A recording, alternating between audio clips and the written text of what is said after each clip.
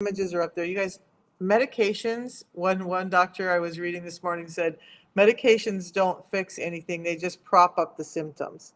So,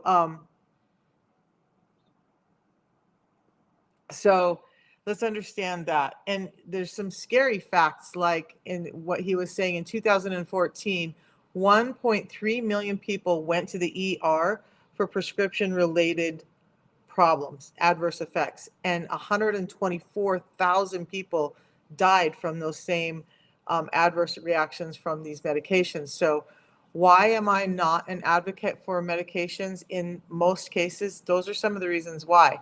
Do we need them in some instances? Yes. But are they fixing the root cause of why we're sick? They're not. The truth is, they're just not. And so we're getting fatter, we're getting sicker, and we're dying quicker every year that goes on. And that's because we're relying on medications to fix us instead of just getting to the root of what's really going on. So let's dive into all of that and talk about it this morning. But as we do, if you guys want to let me know where you're at, I'd love to hear where you're at. I'm up in Maryland. We got snow a couple of days ago. Crazy that I grew up in North Idaho and it snows a few inches here, and now I won't go drive because I'm not used to driving on the snow anymore. Oh no. But it's cold and it's crunchy out there. And what's it like where you're at? Does everybody have snow, or are you having warm, balmy weather? Okay.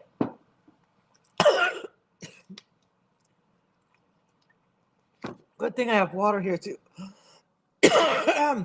As we get into all this, what I want to tell you is there are solutions that work. There are things that are at play here. There's a big factor in all of this. Freezing in Pittsburgh. Oh my gosh. I know it's colder up there than it is down here, Grammy. I know that it is.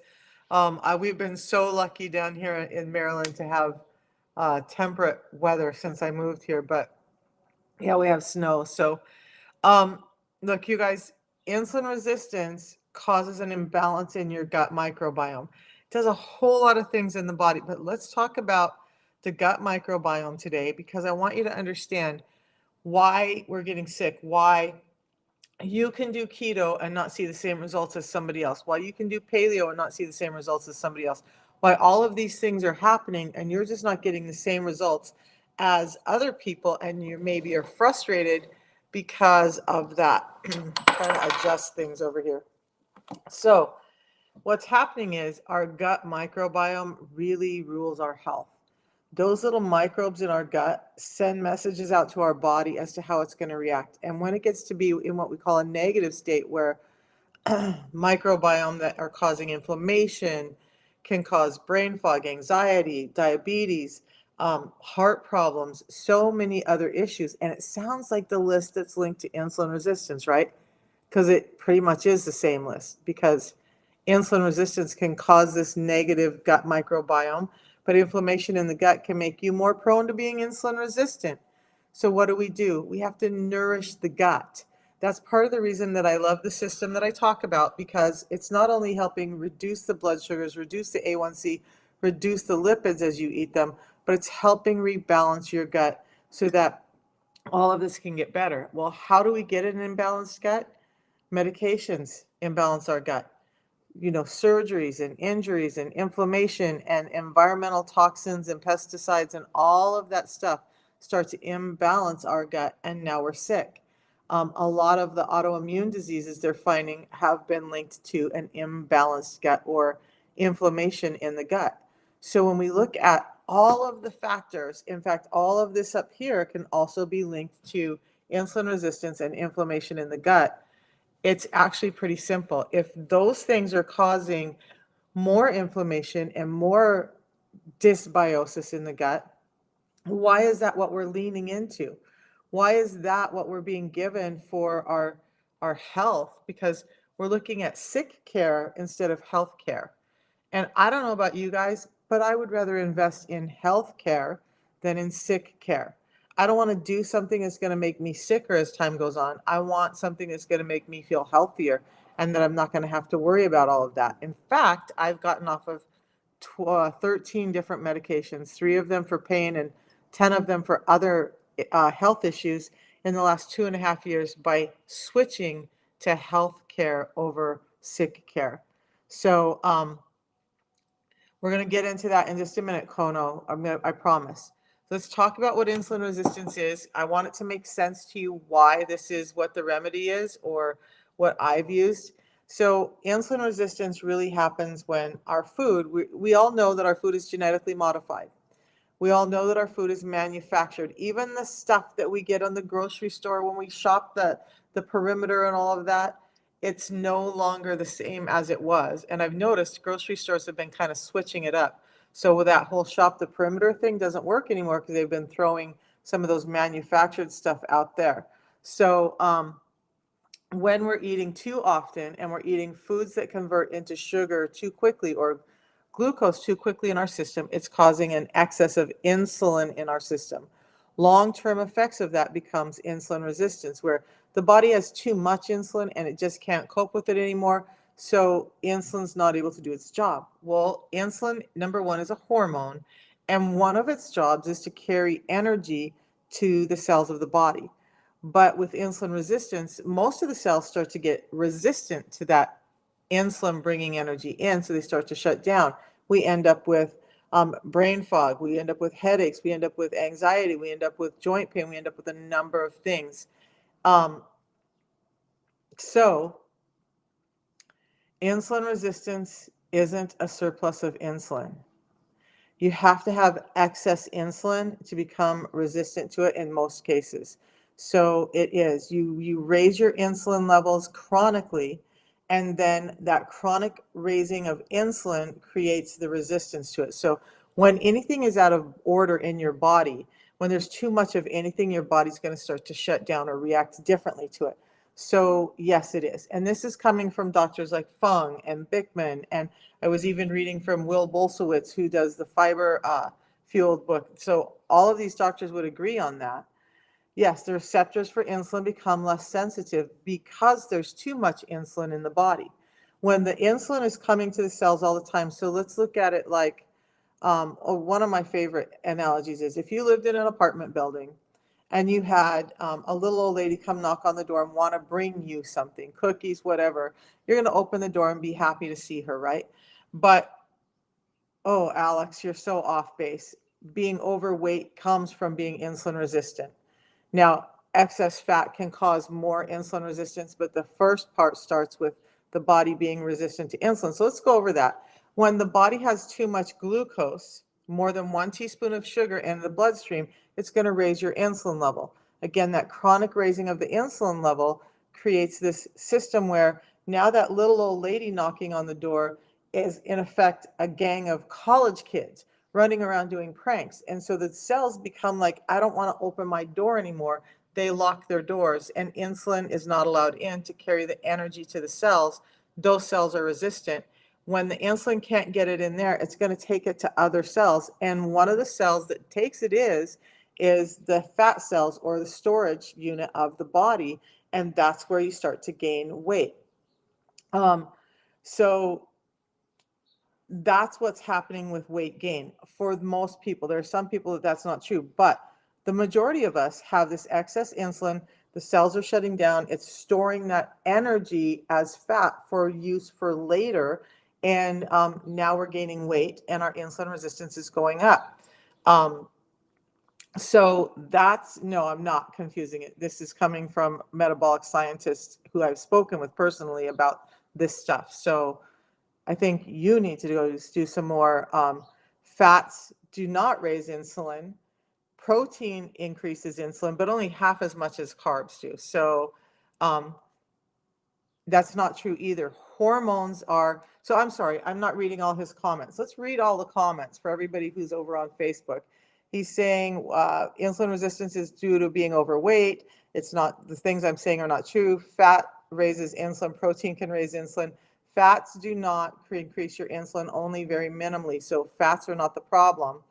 I'm confusing mechanisms of action for actual outcomes. Only store calories if you're in a surplus. If that's not true, your body can need energy, but if the hormones in the body are off, it can't utilize the energy that you need. So That's a problem. Yeah, Alex, it is time. So now, when we have insulin resistance, that gang of college kids is running through the halls, and the cells don't want to open the doors anymore. Those cells are not getting the deliveries they need anymore.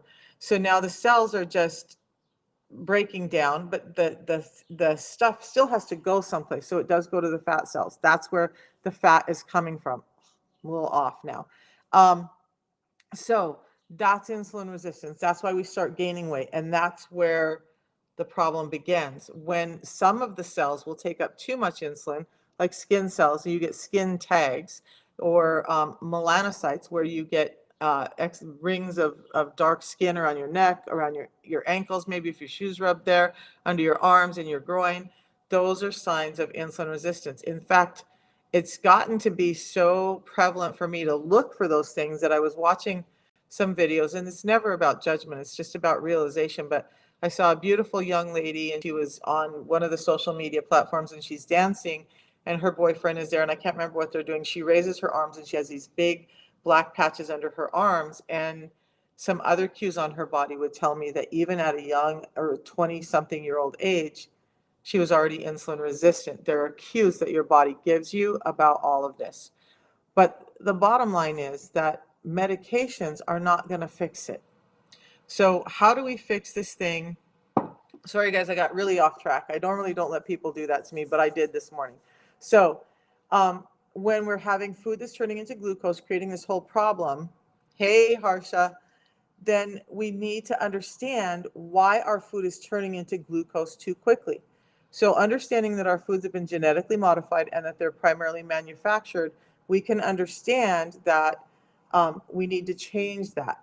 What's been stripped is fiber is a number one thing that's been stripped from our foods that's causing a lot of this problem. But there's phytonutrients, there's vitamins and minerals, there's proteins and enzymes that have been stripped from our food either in processing or in modification, and it's causing problems. It's causing problems with that sugar being converted too quickly. That excess sugar disrupts our gut microbiome, added on top of all the other environmental stuff we got going on. Now our gut microbiome is just way out of whack. So you're running around trying all of these things, keto, paleo, the Mediterranean diet, all of this stuff, processes of elimination to try and fix what's wrong. When what we need to understand, what we really should be doing to fix all of this, is to be paying attention to, you guys have been hearing me talk about it a lot lately, nutrition. We need to focus on nutrition and the components we need to get in, not the components we need to leave out, but the components we need to get in to help reverse that and start to feel better. So if fiber is one of the big things that's been stripped out, and so fiber doesn't just make you poop, it doesn't just clean out your gut, it helps rebuild those microbiome, because fiber is what we call prebiotics. So it's the food that the probiotics live off of. So when we want the probiotics, the good gut bacteria, to thrive, we need to feed it with prebiotics. This is part of the reason I've really upped my fiber intake. Here's another piece of information. Most of us are only getting in 10 to 15 grams of fiber a day. The recommended amount is at least 30 grams. So now we have medications that have disrupted our gut microbiome. We have an environment that's disrupted our gut microbiome. We have foods that are feeding the negative microbiome sugar, and we're sick.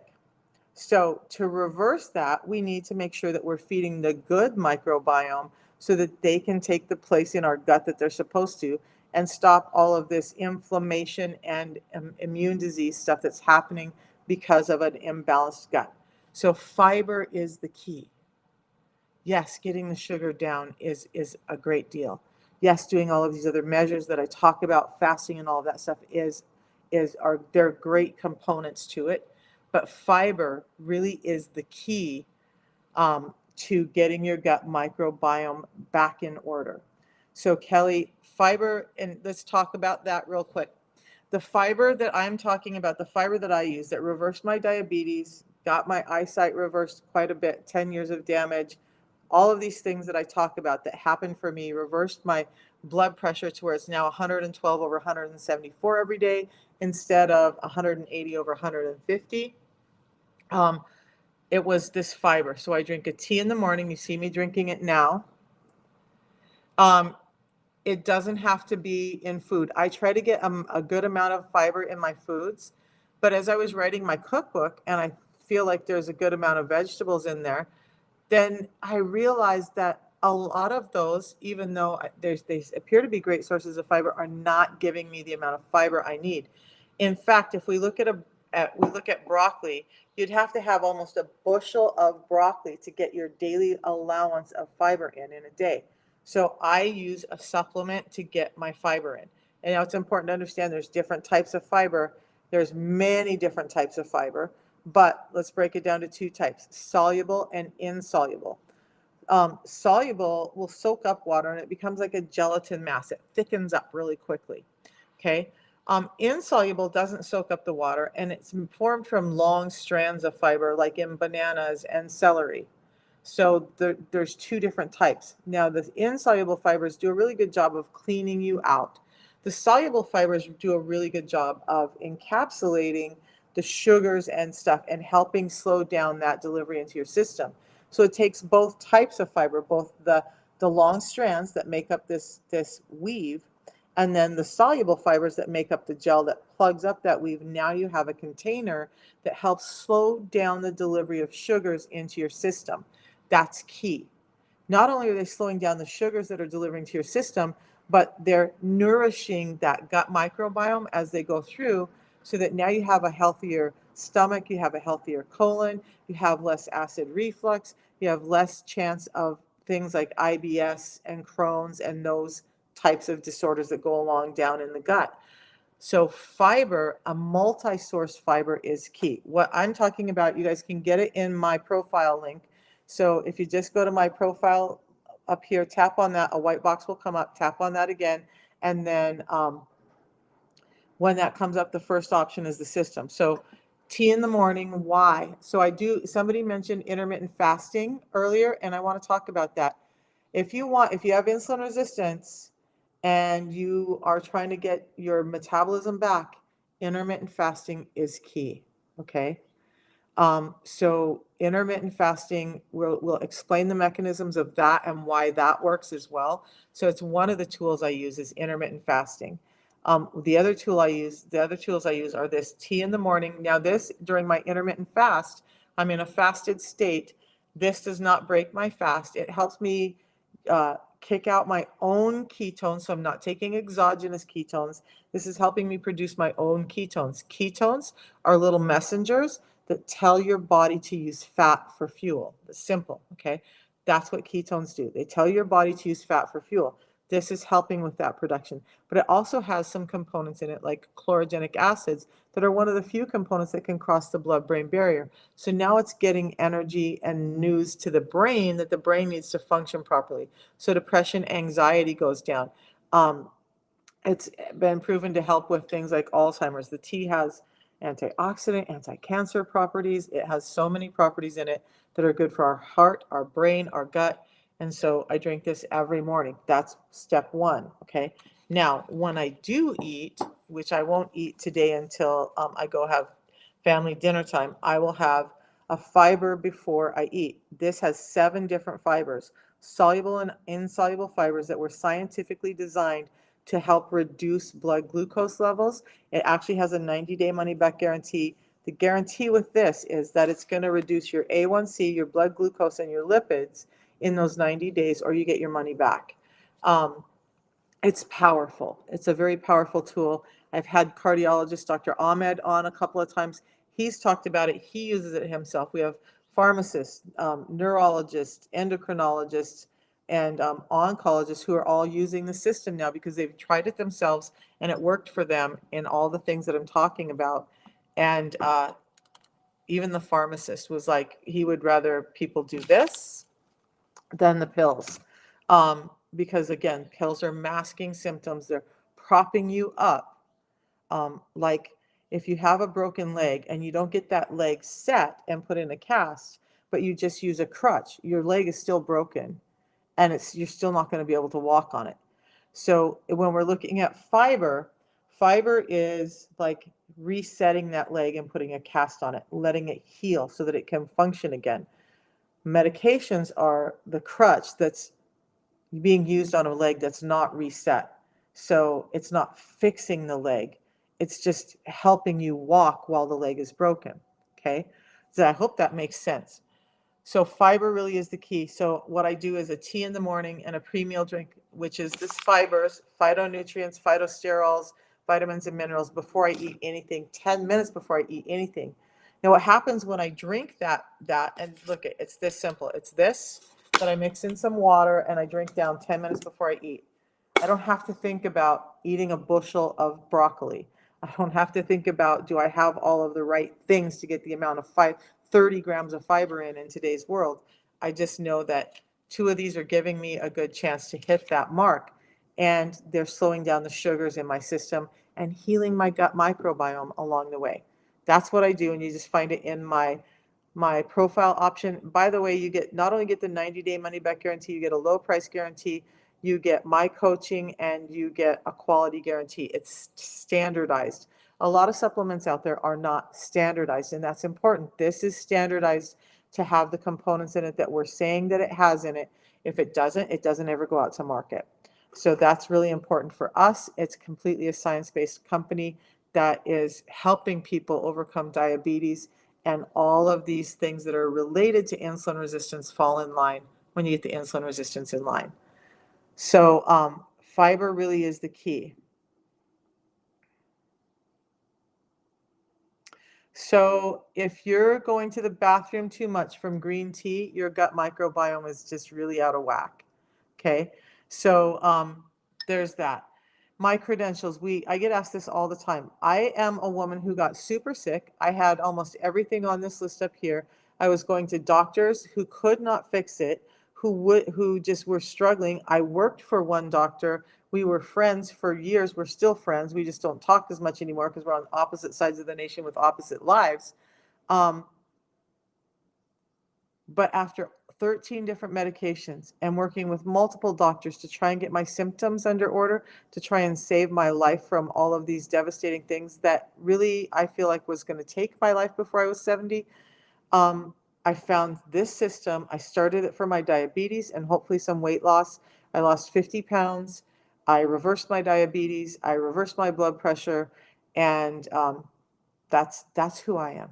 I'm not a doctor. I'm not a nutritionist. I never claimed to be.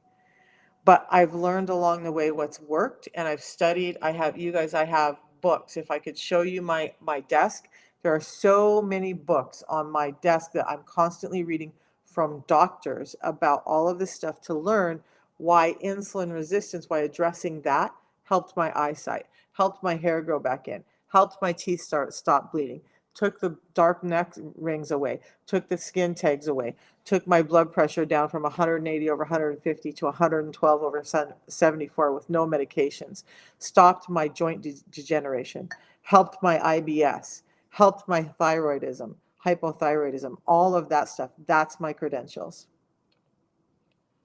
Um, Thank you, applause, Apple user. Um, I'm so, my biggest hope is, yeah, can we just be real here for a second?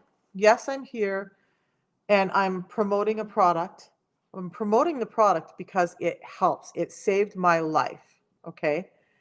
Right? Doctors miss insulin resistance all the time. And you guys, I canceled Netflix and Disney and that because do you know what I do when I'm not on here with you guys and I'm not working and making calls and all of that? I'm either reading books about all this stuff or I'm watching podcasts from the doctors who are on the cutting edge of all of this stuff so I can learn more about it. That's the way my brain works. Um, but I'm bringing, so I'm promoting a product because it works, because it's helping people not have to rely on these things that are destroying the gut microbiome and actually making you sicker while propping up some symptoms. This is actually helping you regain your health. Again, healthcare over sick care. But at the end of the day, I love to learn, I love to teach, I love to help. So I was thinking about it this morning. Let's take just a quick short detour, okay?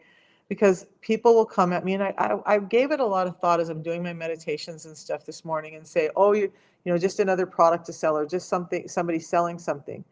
Well, if I'm on here working every day and I'm spending all this time that you guys don't know about studying, and yes, it's beneficial to me, and then I spend the time and the effort and the money to get it out here, do I deserve to be um, compensated for that? Yeah, I do. And so do every one of you if you're putting in that time. So let's just squash that. I don't have any guilt about what I do. I'm helping people, and that's the biggest reward of all, but I still have a right to live too. So let's go on. Fiber is the natural solution that works. You guys, we have to protect our gut microbiome. The more I learn about it, the more I study it, the more I hear doctors talk about it and see the new science that's coming out about it, the more I understand.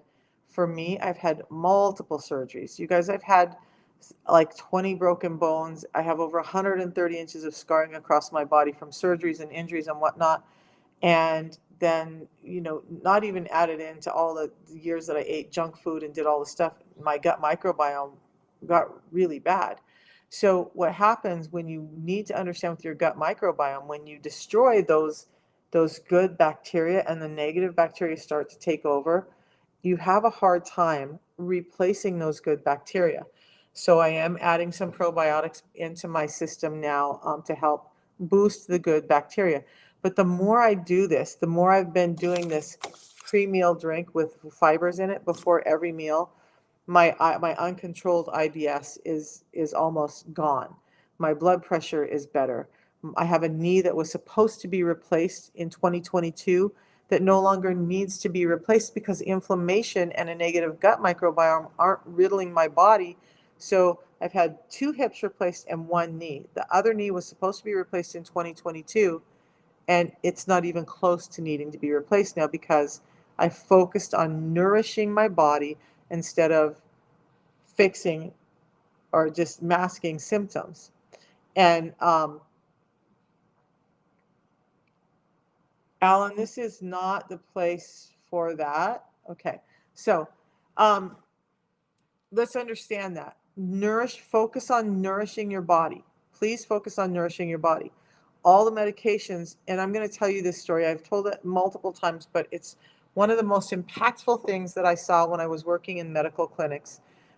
As I worked as a medical assistant, so I was the assistant to the doctors I worked for. And I brought a woman in to room her, doing all her vitals, doing all her intake, doing all her interview. And I get to the part about what medications she's on. And she literally, with tears in her eyes and shaking because she's so frustrated, hands me 2 bags of medications. And it took me a half an hour of typing stuff into the EMR, which auto populates, to find all of her medications, and I wasn't even halfway through the medications she was on. As I did it, I could see, okay, this was her primary complaint. She talked to me about that. I could see the medication she was given for the primary complaint. The side effects of that medication caused a need for another medication. The side effects of that medication caused a need for another medication, and it just kept rolling downhill. And all of a sudden, she's with 2 bags of medication that started with 1 disorder. Part of the reason that I'm not a big advocate for medications, okay? I'm an advocate for giving your body the proper nourishment and allowing your body to do what it's meant to do more naturally. So, what is the name of the tea and available? It is available in South Africa. If you will text me on WhatsApp, I can get you information how to get it in South Africa. So what I use is simply it's a system called the Feel Great system. You can find it in my profile. I'm going to drop a link over on Facebook for it. Let me get it here. So if you go to my profile, tap on the picture up above, a white box will come up down below. Tap on that again.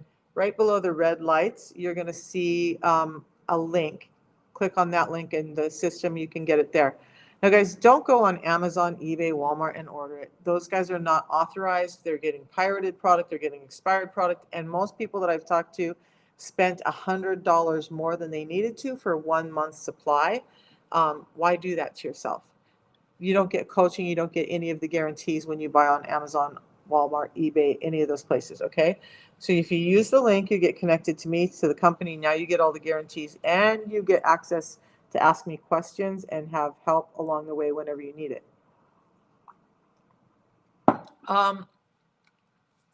Fibrous foods are going to be your fruits and vegetables. According to Dr. Bickman, who wrote the book Why We Get Sick, you guys have too much stuff on my, I'm telling you. These are some of the books sitting on my desk. And I don't know where, oh, the book I'm looking for is right here. Because there's also these books. And this one is the one I'm looking for. I'm multiple reading. So in the book Why We Get Sick, Dr. Bickman talks about that. One of the things that Dr. Bickman talks about is we want to focus on dark green and cruciferous vegetables. Those are going to be high in fiber, low in sugar, and that's where we really want to aim for. Things like corn are higher in sugar. The root vegetables tend to be higher in sugar. So if you want to keep the sugar down and focus on the fiber, focus towards dark green vegetables. Now, iceberg lettuce, you guys who are doing salads thinking I'm getting in fiber and I'm getting in nutrition, there's very little nutritional value in iceberg lettuce. I use spinach instead of lettuce all the time. Understand too, though, that if you're eating raw spinach, like the iron in the spinach does not get absorbed by your body until it's cooked. Okay. So spinach is great, but it's got to be cooked a little bit for it to be able to be used by your body for some of the components that you want. All right. The system I do: tea in the morning, pre-meal drink that I have twice a day before I eat my first two biggest meals. That's it. They both mix in water. They're portable. They go with me everywhere. And I know I'm getting in 10 grams of fiber when I do these two in a day. So that's helping me get closer to that 30 grams of fiber that I want. Okay. So that fiber, again, is feeding your gut microbiome. It's feeding that positive microbiome, so the inflammation can go down in your gut. Those negative cues from your gut can start to go down. You're starting to regulate your blood sugars and your fats so that you're having less of the problem with insulin resistance. So when the body doesn't have sugar converted too quickly, the insulin levels can start to drop. When the body doesn't have this fiber, or when the food doesn't have this fiber wrapped around the carbs, it turns into glucose too quickly. The insulin rises. Now we have a problem. So wrap it in the fiber, which is like a prophylactic or a time release for those carbs. Now it's a lower, slower spike of sugar, and you're not having that big spike of insulin, and now you're starting to manage it. But again, intermittent fasting is key in the whole process. So, all right. Have I missed any questions from anybody? So Tamara, that's the system I use. It's in my profile link. Just go in there, get it. When you do, you'll be getting text from me. You'll be getting information from me. You'll get a video on how to use it. You'll be able to text me, call me, ask me questions. If you want me to take a look at what you're eating and what could you do better? I do that all the time. So, when somebody was saying fat causes insulin resistance, Ansel Keys over 60 years ago started talking about how fat was bad for us. And it was on some really sketchy science and really no science. And almost immediately after he said it, they said that it was untrue. And yet everybody hung on to it. Why did they hang on to it? Because the food industry realized that although fat flavors our food really well, it also keeps us really satiated. So if we take the fat out of foods and we add sugar, which also flavors the foods, we get hungrier quicker. They sell more food. But as a side effect of them selling more food, you're having this insulin spike problem. Then you're being told to eat every 2 hours. And then they started modifying the foods because we want them bigger, juicier, better. And now foods that should be tiny, where's a peach that used to be about the size of my AirPods case or a little bit bigger is now the size of my fist. That's because fiber has been stripped out. So one of the clues is focus on nutrients. I'll give you the 6 simple steps that I use. 5 good fruits and vegetables. So good fruits for fiber are going to be your berries, blueberries, raspberries, maybe even strawberries, and pears. Vegetables, I would look towards things like asparagus, green beans, broccoli. kale, spinach. Okay. Um, and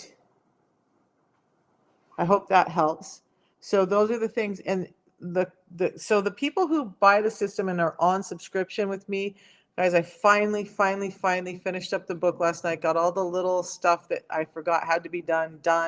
So it's downloaded in PDF form, and I'm getting ready to create an email to send out to all of the people who have ordered the Feel Great system from me so that you can have this cookbook. It's not complete. You've got like a dozen recipes in several different sections, but it's going to give you a good idea of how to eat. And I will continue to add recipes later and hopefully come out with something bigger.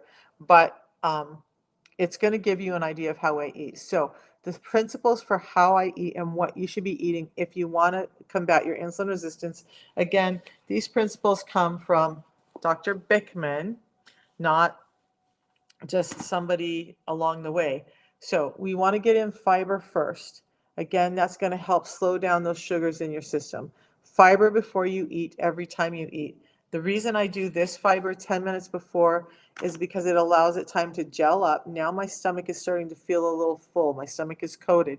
Now it's in that great gel state instead of a liquid state when it hits the gut enzymes. And so it's encapsulating the food you do eat, coating it so that it slows down how quickly the sugars hit your system.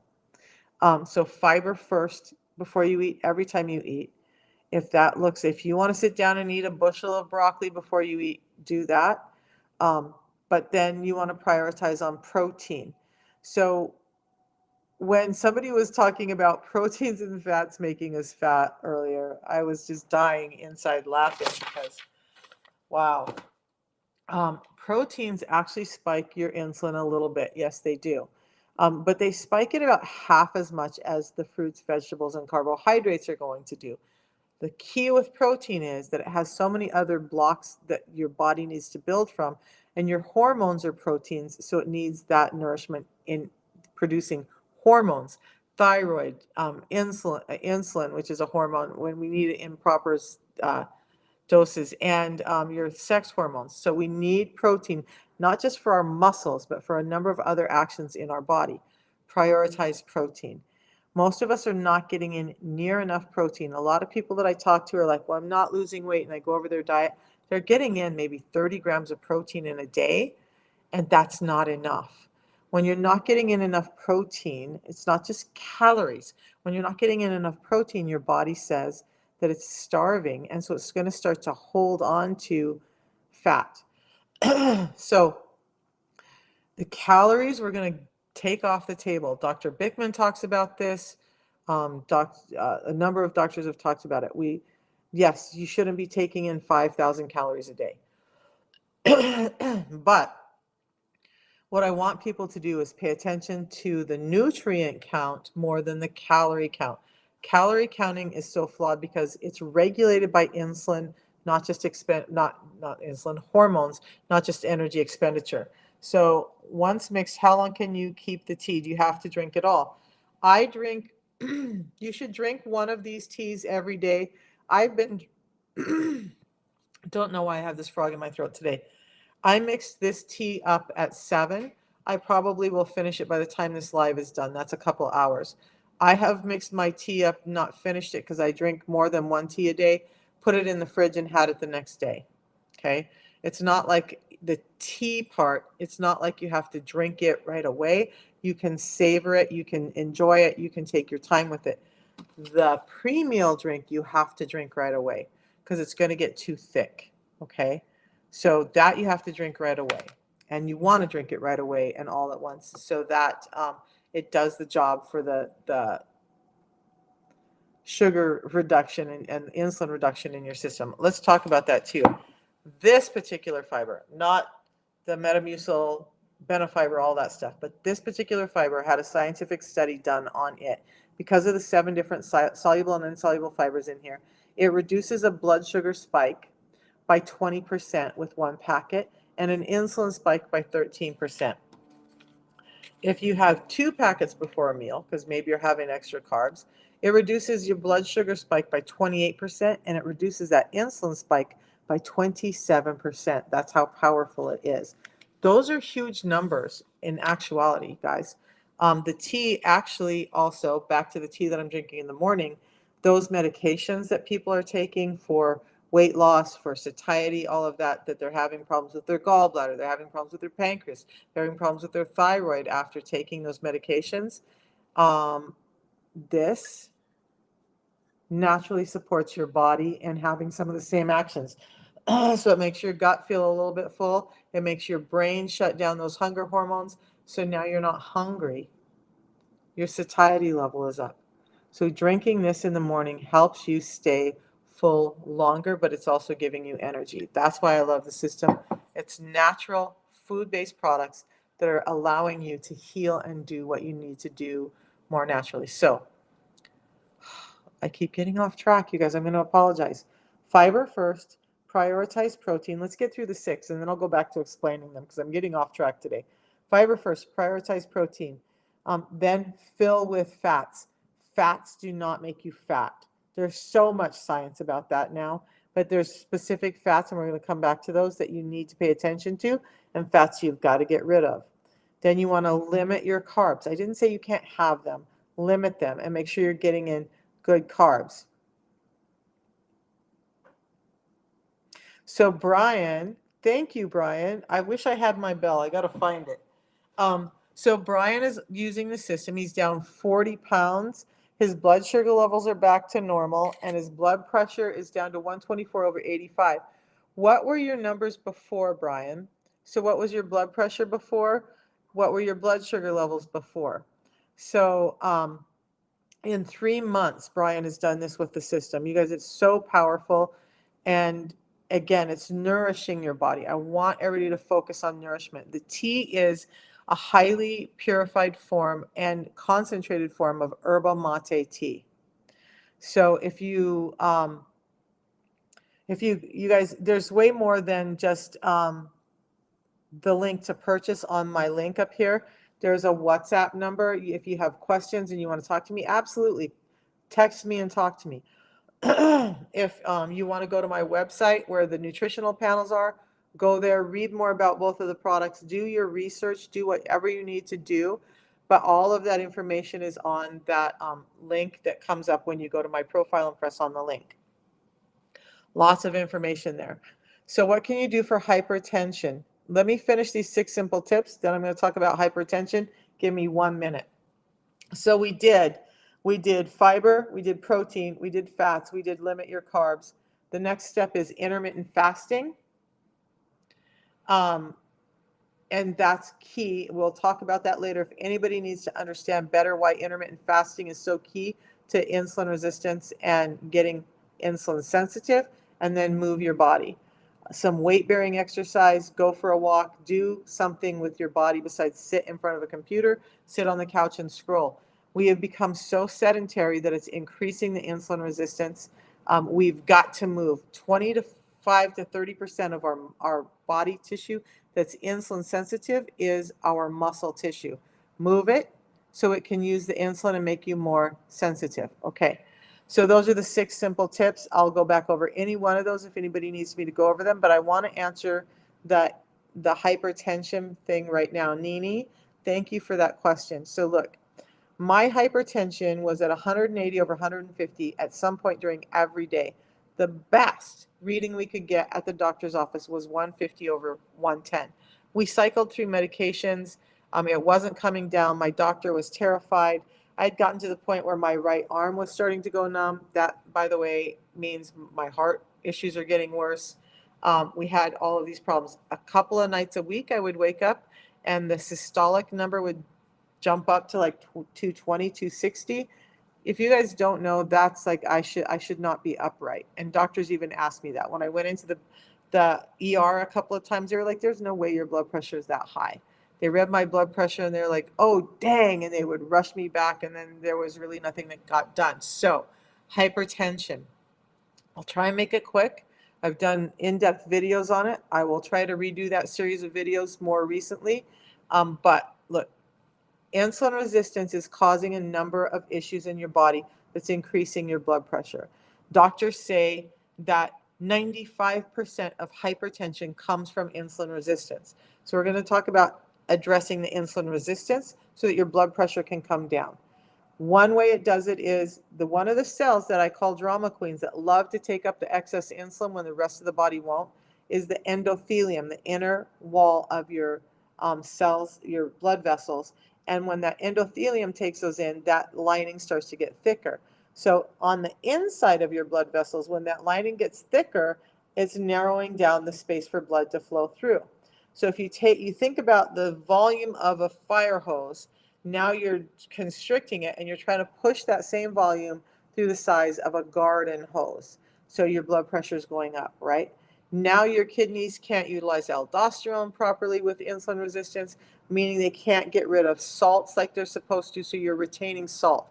Where salt is, water goes. So now that volume is increasing because the blood is filling up with more water, more pressure.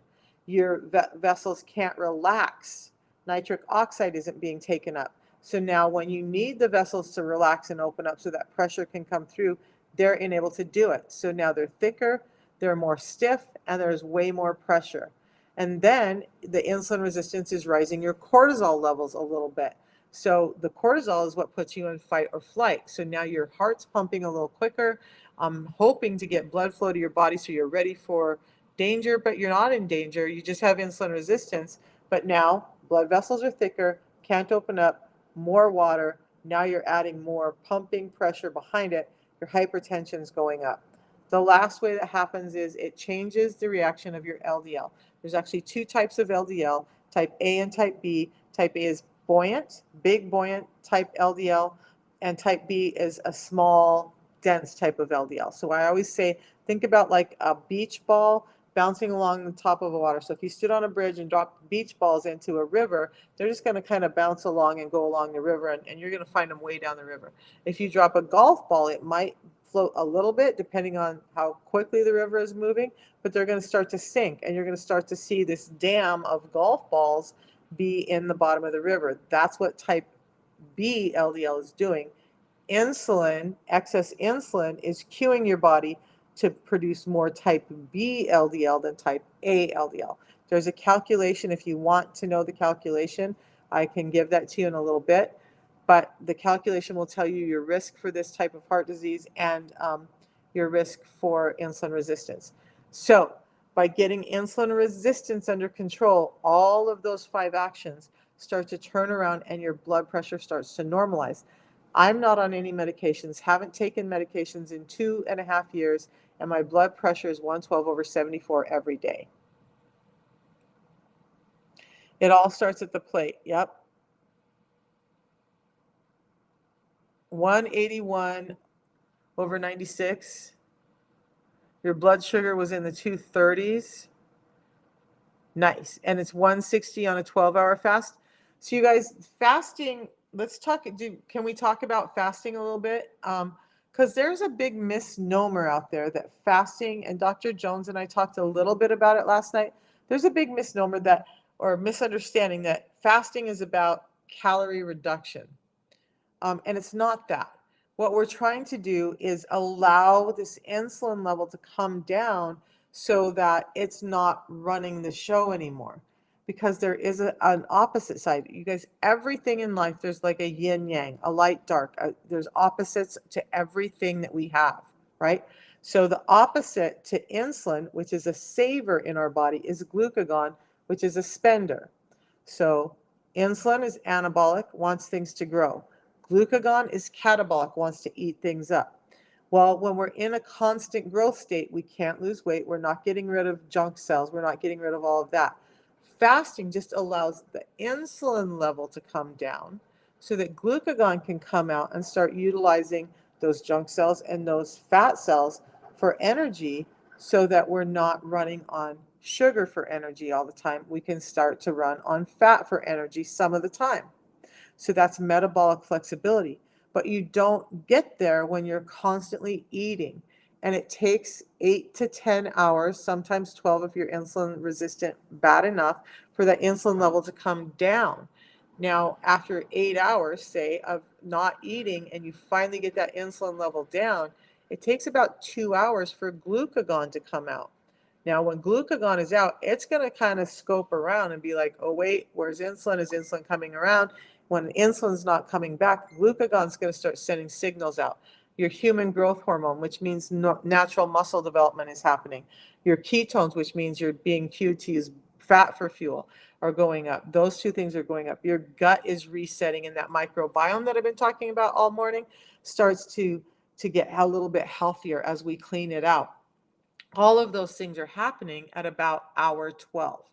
So if you have dinner at 6, and if you are good and didn't snack, and then you have breakfast at 6, you just got into this state where you can actually utilize that whole action that just happened in your body.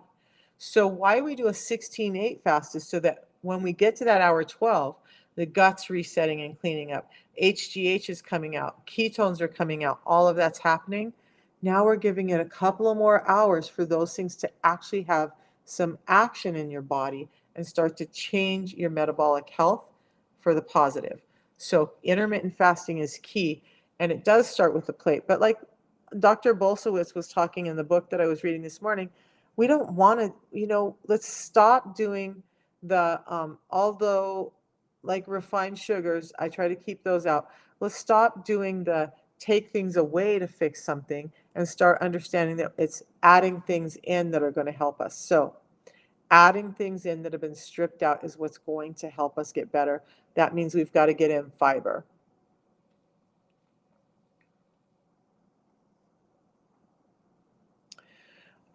Would you send me those studies? Because there are so many studies that fasting, like, and I have Proverbs, I have women who did calorie restriction. And by the way, let's talk about calorie restriction. Dr. Bickman's been talking a lot about it lately. So have some other doctors. Let's talk about what happens when you do a calorie deficit. Your body has a thermostat, how much energy it's going to use in a day. And so if you're running along at 1,800 to 2,000 calories, which is what most people should be at, and all of a sudden you dampen that down to 1,500 calories because you want to lose weight, but you're eating every 2 hours and you're eating all of that, you're constantly spiking your insulin, and you're still having the problem of insulin not allowing you to burn fat, but you've reduced your calories.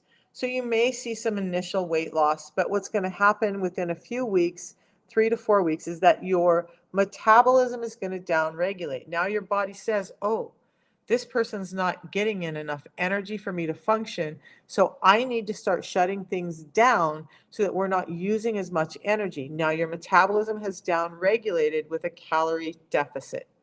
Now you hit a plateau. You can't lose more weight. You're having more problems. You're tired. You're having emotional problems. You're having other issues, but you focused on that weight and that calorie deficit. So you reduce your calories even more. Maybe now you're at 1,200 calories, and you do that for 3 to 4 weeks. Now your metabolism is down regulated to that 1,200 level. So you think you get out of that, and then you go back to eating 1,800 calories. Well, now that's a surplus, and you start putting the weight back on.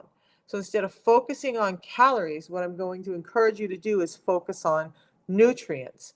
So I've been doing that for the last few weeks. I've lost like 13 inches and more than 4 pounds by still getting in, actually on my eating days, more than 2,000 calories, but I'm focused on getting 150 grams of protein in a day. I'm focused on getting in 30 to 50 grams of fiber in a day. And those are my two main nutrients that I'm focused on, but I'm also getting in healthy fats with the protein. And so those fats and the protein are going to add way more calories than the fruits and vegetables, right?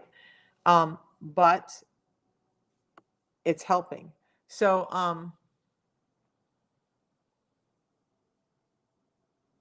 so his blood sugar goes down to the 70s on the 72 and 36-hour fast. Yeah. So too many things, too many thoughts trying to come out my face all at once. So when we're tracking calories, though, calories are so imperfect. It's, you guys, it's an estimation of what that energy is in your body. So every bit is different. So you could be tracking your calories and thinking you're getting in, only 1,500 calories. You could be getting in 1,800 calories. You could be getting in 1,200 calories. And understand that, yes, energy in, energy out is part of the piece. I'm not going to say it's not, but hormones that regulate the body, like the thyroid and the insulin, that tell your body how to use that energy, are far more important than restricting the calories in the first place. If those hormones are out of whack, you can restrict calories and restrict calories. They're still not going to give your body the right cues to use that energy properly. So address the hormones, and then all of that calorie counting nonsense can go away. Again, I'm not saying sit on the couch and have cake and ice cream and donuts and all that stuff and load up with 5,000-6,000 calories in a day. That's not what I'm saying. Um,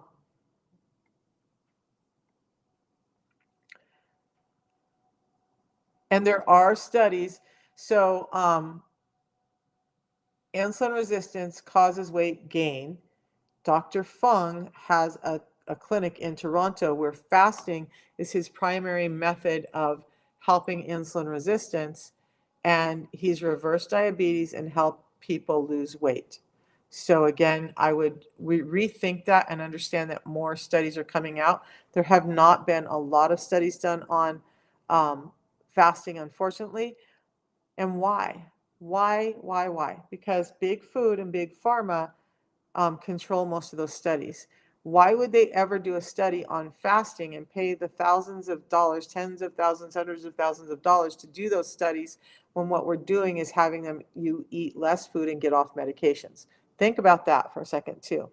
Um, and Brian, that's so amazing. Now, can we talk about the 70 and 70, 70? According to Dr. Bickman, your blood sugar can drop to about 60 in the absence of headaches, migraines, dizziness, fatigue, and you're still okay. And mine have done that on fasts as well. You have belly fat and a few skin tags. That's insulin resistance. You use Keto Mojo to track your sugar and ketones. Brian, so let's talk. I've been wanting to talk about this too. Dr. Jones did talk about Keto Mojo. I don't have that one. But I want you to understand something about ketones because I had to learn this. When I first started doing extended fasting, I was tracking my ketones all the time. And I'm like, wow, my ketones are getting really high. This is really great. We're doing a really good job of burning fat. No, what was happening was my body was freaking out. It was not used to using fat for fuel. So my ketone levels would get high and sometimes almost dangerously high. I'd have to break the fast.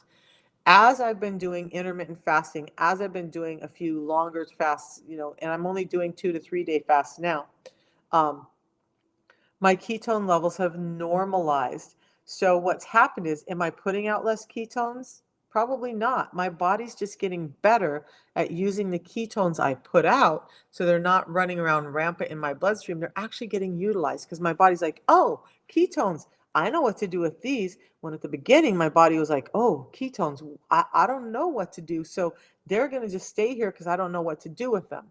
So tracking ketones and stuff, I was doing that for a long, long time, but I don't do it as much anymore because my ketones stay lower. I was a little depressed about that at first until I started learning from Bickman and Jones and a couple of other doctors that Mindy Pels talks about it, that your ketone levels will start to come down and not ever go as high when you start to be more metabolically flexible. So they can be a great indicator, but understand that if your ketone levels are going down daily, you're just getting more adapted to being able to use them. I just want you to understand that, okay? All right, so guys, I need to hop off. I've got a bunch of people to call, and I will be back tomorrow morning at 7 a.m. I want to talk some more about the gut microbiome. I want to talk about fiber. If you guys want the fiber that's helped Brian, that's helped me, please go to my profile link, tap on it. A white box is going to come up. Tap on that and you'll see the link. There's also the first pinned video in my profile, shows you exactly how to buy it. Use the link, you'll get connected to me, you'll get coaching, you'll get all of the stuff. You're going to get a lot of support, and that's important in your journey to getting better. So thanks for joining me. Good morning, Karen, and everybody who's hopped in. I appreciate you. I get so hyper focused, I forget to say thank you for everybody who's coming in. But from the bottom of my heart, I appreciate every one of you who's been on the live, who's listening, who's hanging out with me today. And we'll see you tomorrow. Okay? Have a beautiful day, everyone.